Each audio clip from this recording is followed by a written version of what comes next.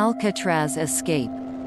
In its heyday, it was the ultimate maximum security prison. Located on a lonely island in the middle of San Francisco Bay, Alcatraz, aka The Rock, had held captives since the Civil War. But it was in 1934, the high point of a major war on crime, that Alcatraz was refortified into the world's most secure prison. Its eventual inmates included dangerous public enemies like Al Capone, criminals who had a history of escapes, and the occasional odd character like the infamous Birdman of Alcatraz. In the 1930s, Alcatraz was already a forbidding place, surrounded by the cold, rough waters of the Pacific. The redesign included tougher iron bars, a series of strategically positioned guard towers, and strict rules, including a dozen checks a day of the prisoners. Escape seemed near impossible. Despite the odds, from 1934 until the prison was closed in 1963, 36 men tried 14 separate escapes. Nearly all were caught or didn't survive the attempt.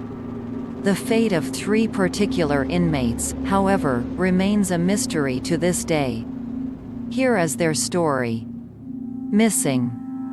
On June 12, 1962, the routine early morning bed check turned out to be anything but. 3 convicts were not in their cells: John Anglin, his brother Clarence, and Frank Morris. John Anglin. Frank Morris. Clarence Anglin. In their beds were cleverly built dummy heads made of plaster, flesh tone paint, and real human hair that apparently fooled the night guards. The prison went into lockdown, and an intensive search began. Gathering the clues. We were notified immediately and asked to help.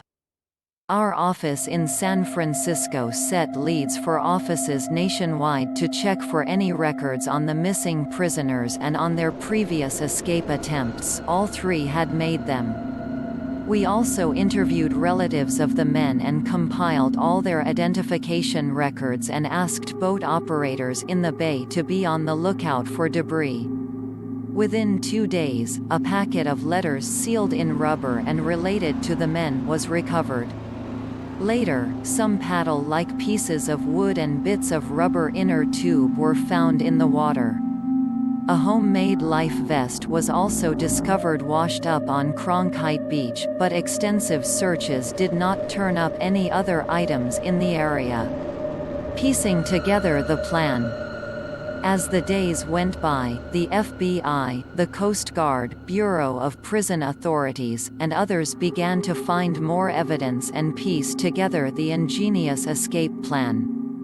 We were aided by a 4th plotter who didn't make it out of his cell in time and began providing us with information. Here's what we learned.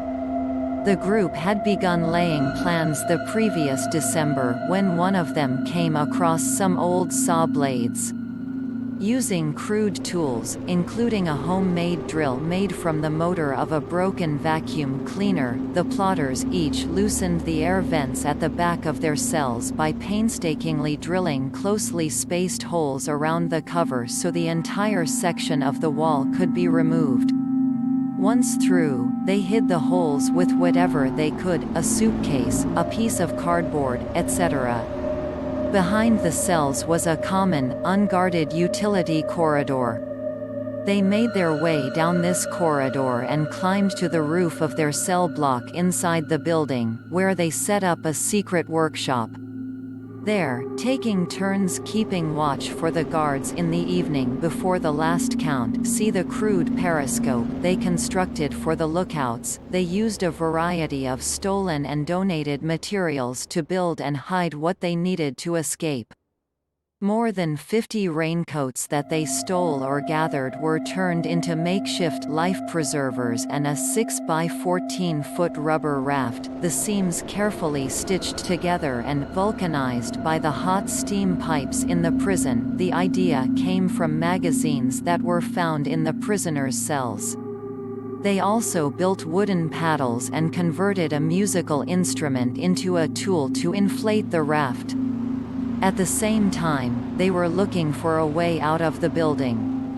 The ceiling was a good 30 feet high, but using a network of pipes they climbed up and eventually pried open the ventilator at the top of the shaft.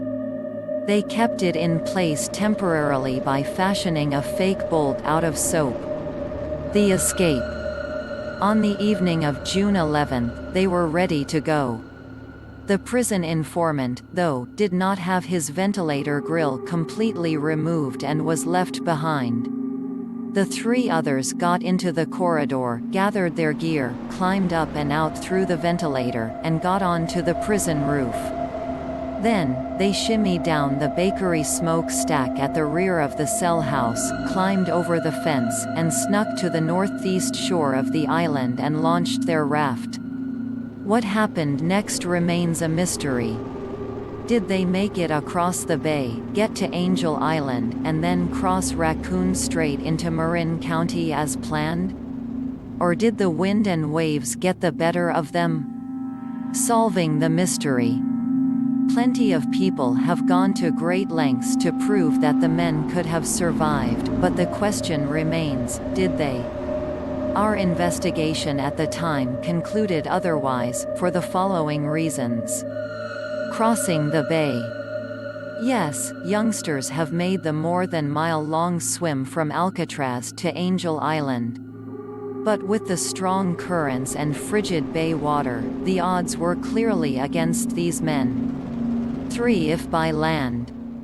The plan, according to our prison informant, was to steal clothes and a car once on land.